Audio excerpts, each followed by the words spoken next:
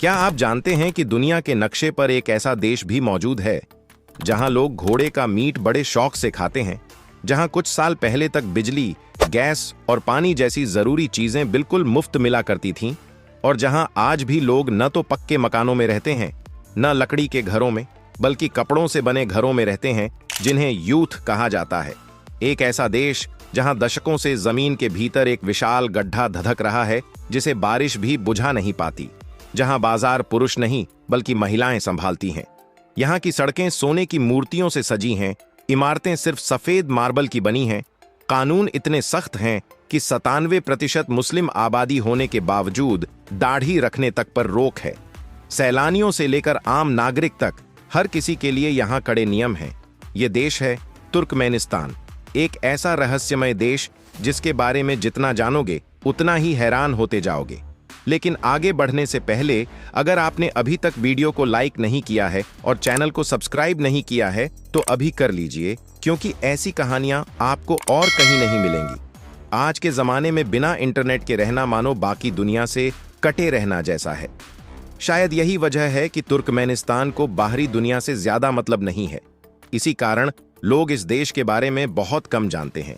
यहाँ internet, Facebook, Instagram, Google और YouTube जैसी बड़ी ऐप्स और वेबसाइट्स लगभग बैन हैं। यहाँ के लोग इन्हें चलाना जानते तो हैं, लेकिन सरकार ने इन सभी पर रोक लगा रखी है। तुर्कमेनिस्तान मध्य एशिया में स्थित एक देश है। यह कैस्पियन सागर के पूर्वी तट के पास मौजूद है और अपने रेगिस्तानी इलाकों के लिए जाना जाता है। नक्शे पर देखें तो यह ईरान और अफगानिस्तान के ऊपर, जबकि उज्बेकिस्तान और कजाकिस्तान के नीचे दिखाई देता है। 1993 में यहाँ के पहले राष्ट्रपति सपार मुराद नियाज़ोव ने देश के सभी नागरिकों के लिए खाना बनाने की गैस, बिजली और पानी जैसी मूलभूत सुविधाएं आने वाले 37 सालों यानी 2030 तक मुफ्त कर दी थीं। लेकिन 26 साल बाद यानी 2019 में जब नए राष्ट्रपति गुरबांगुली बेर्दिमुहामेदोव सत्ता में आए तो उन्होंने इन मुफ्त सुविधाओं को देना बंद कर दिया। इस देश में 40 साल से कम उम्र के पुरुषों का दाढ़ी रखना बैन है। जी हां, आपने बिल्कुल सही सुना। आजकल अशगाबाद की चमचमाती सड़कों पर अगर कोई नौजवान दाढ़ी के साथ दिखाई दे जाए तो पुलिस उसे पकड़कर जबरदस्ती शेव भी करवा सकती है। यह नियम 2000 के दशक से लागू है, जब पहले राष्ट्रपति सपार मुराद नियाज़ोव ने इसे लागू करवाया था। यहाँ दाढ़ी को धार्मिक कट्टरपंथ से जोड़कर देखा जाता है और सरकार ऐसा कुछ भी बर्दाश्त नहीं करती। तुर्कमेनिस्तान में करीब 95% लोग मुस्लिम हैं, लेकिन यहाँ धर्म को पूरी तरह कंट्रोल में रखा जाता है। इस नियम को लेकर नौजवानों में काफी नाराजगी है, क्योंकि दाढ़ी उनके लिए सिर्फ धर्म नहीं बल्कि स्टाइल और पहचान का हिस्सा भी है। कई लोगों को लगता है कि यह उनकी आजादी पर सीधी रोक है। इसके बावजूद लोग डर के कारण इन नियमों का पालन करते हैं, क्योंकि वरना जुर्माना या हिरासत का खतरा बना रहता है। कुछ लोग चुपचाप छोटी दाढ़ी रखते हैं, लेकिन पकड़े जाने का डर हमेशा बना रहता है।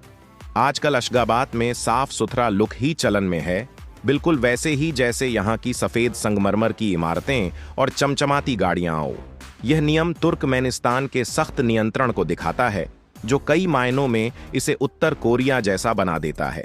तुर्कमेनिस्तान एक ऐसा मध्य एशियाई देश है जो इतना खाली है कि यहाँ हर एक स्क्वायर किलोमीटर में सिर्फ 12 लोग ही रहते हैं। इसकी ज्यादातर जमीन काराकुम रेगिस्तान से ढकी हुई है, जो सूरज की तपिश में चमकता रहता है। सोचिए, इतना बड़ा देश और आबादी गिनती की। इसका क्षेत्रफल करीब 4,88,500 स्क्वायर किलोमीटर में फैला है, लेकिन आबादी सिर्फ 60 लाख के आसपास है। इसका सबसे बड़ा कारण यह है कि रेगिस्तान में रहना बेहद मुश्किल है और यहाँ पानी की भी भारी कमी रहती है। ज्यादातर लोग आजकल अशगाबाद जैसे शहरों में बस चुके हैं, जहाँ सफेद संगमरमर की इमारतें दूर से ही चमकती दिखाई देती हैं। वहीं गांवों में आज भी लोग खाना बदोश जिंदगी जीते हैं और पशुपालन करते हैं। इस खालीपन का असर यह है कि यहाँ शांति तो बहुत है, पर विकास की रफ्तार यहाँ बेहद धीमी है। कारोबार और पर्यटन दोनों ही सीमित हैं, क्योंकि इस देश का वीजा पाना आसान नहीं है। इसके बावजूद तुर्कमेनिस्तान का एक अनोखा नजारा हर किसी को हैरान कर देता है। इस देश में एक और अजीब सा नियम है। यहाँ हर कार का रंग सफेद या हल्का ही होना चाहिए।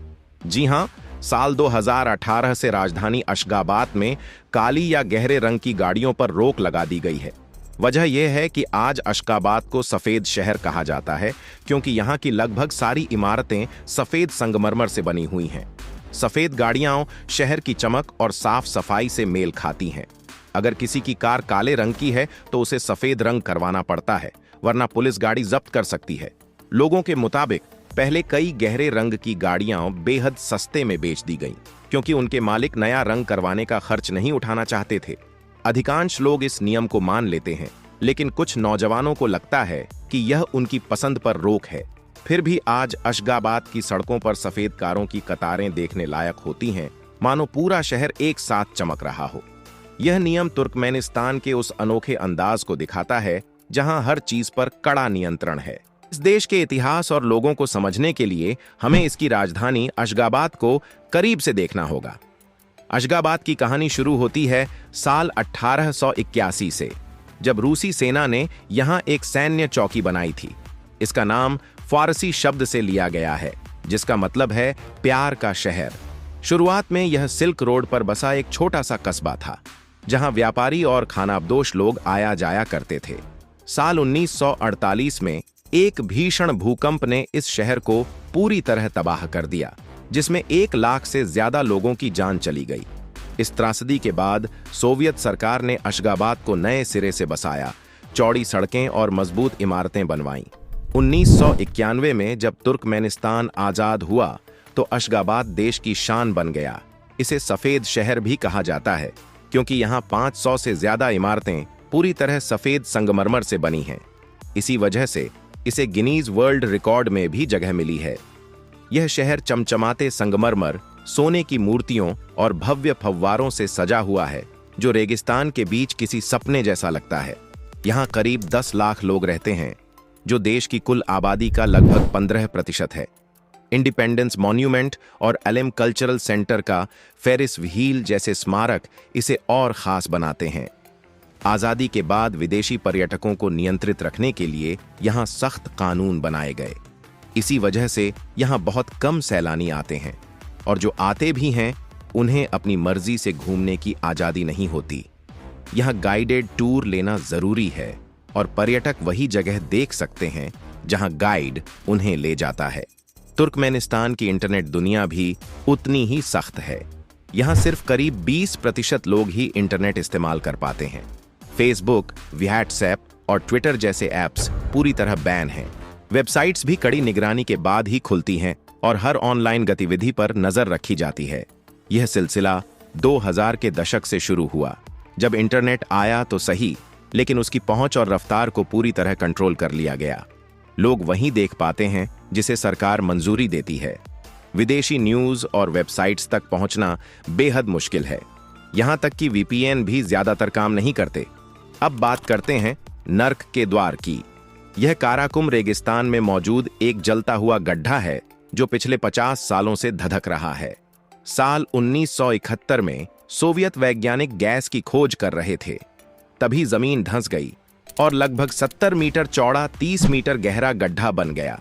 जहरीली गैस निकलने लगी तो वैज्ञानिकों ने इसे आग लगा दी। सोचा गया था कि कुछ हफ्तों में आग बुझ जाएगी, लेकिन ऐसा नहीं हुआ। यह आग आज भी जल रही है। रात के समय इसकी लपटें मीलों दूर से दिखाई देती हैं। मीथेन गैस इसे लगातार जलाए रखती है, क्योंकि तुर्कमेनिस्तान के पास दुनिया का चौथा सबसे बड़ा गैस भंडार है। आज यह जगह एक बड़ा पर्यटन आकर्षण बन चुकी है। अब चलते हैं प्राचीन नीसा की ओर, जो एक यूनेस्को विश्व धरोहर स्थल है। यह अशगाबाद से करीब 18 किलोमीटर दूर स्थित है और पार्थियन साम्राज्य की पहली राजधानी थी। यहाँ के खंडहर, मिट्टी की दीवारें और प्राचीन महल इतिहास की कहानी खुद बयां करते हैं। खुदाई में मिले घड़े और गहने उस दौर के शाही जीवन की झलक दिखाते हैं। तुर्कमेनिस्तान की रहस्यमयी धरती पर ऐसे ही 2 और ऐतिहासिक रत्न हैं, मर्व और कोन्या ओरगेंज। ये दोनों जगहें मानव सभ्यता की उन कहानियों को समेटे हुए हैं जिन्हें समय ने भुलाने की कोशिश तो की, लेकिन मिटा नहीं पाया। तो दोस्तों, अगर आपको हमारी यह वीडियो जानकारी से भरपूर और मेहनत से बनी लगी हो तो इसे लाइक करें, शेयर करें और चैनल को सब्सक्राइब जरूर करें। हम मिलेंगे अगली वीडियो में एक और नए देश की कहानी के साथ। तब तक के लिए नमस्कार, अपना ख्याल रखें।